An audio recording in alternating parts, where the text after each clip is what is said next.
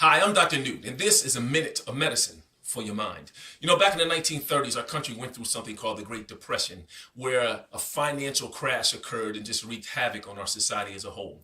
Now, our president at the time, Franklin Delano Roosevelt, he had an idea that would bring our economy back online and stimulate it so we can get moving back toward the vision of what America stood for before the Depression.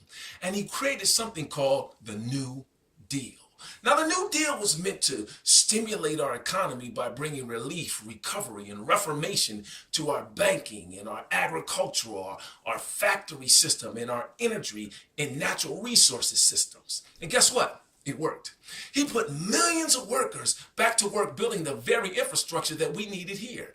I'm talking about bridges and roads and schools and hospitals and parks. Now, despite all the good things that the New Deal was doing at that time, Franklin Delano Roosevelt, he met a lot of opposition from both sides. The liberalists on the left said that he wasn't doing enough to help the average working class person, that he was really just protecting capitalism.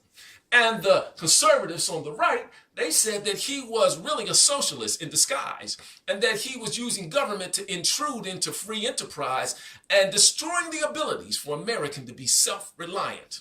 Now, one thing about Roosevelt, he didn't shy away from the criticism. He didn't shy away from any of the arguments or anything. He took it head on. In fact, he invited it. He stood in the gap and wanted everyone to come at him. He was the leader. He wanted to carry the load. He wanted to take the blunt.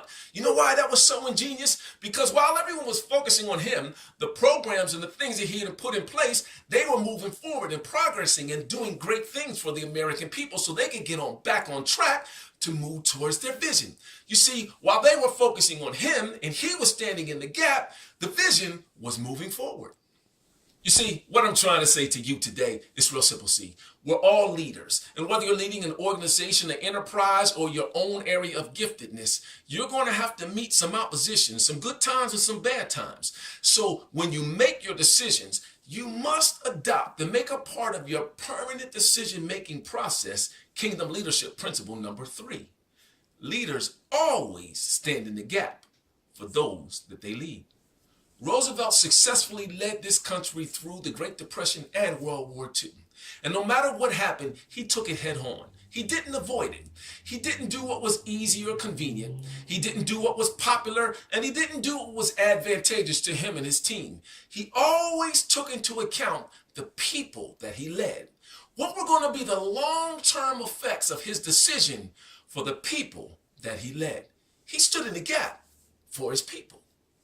Now, as leaders, we have to understand that the people that we lead are those that are committed to and submit to the vision that we're trying to accomplish. That means we have a responsibility to those people we lead, which entails self-sacrifice.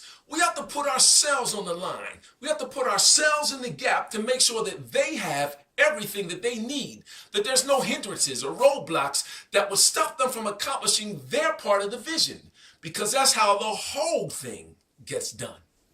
My point is this, man, we're all leaders. So your decisions are either going to make or break a thing.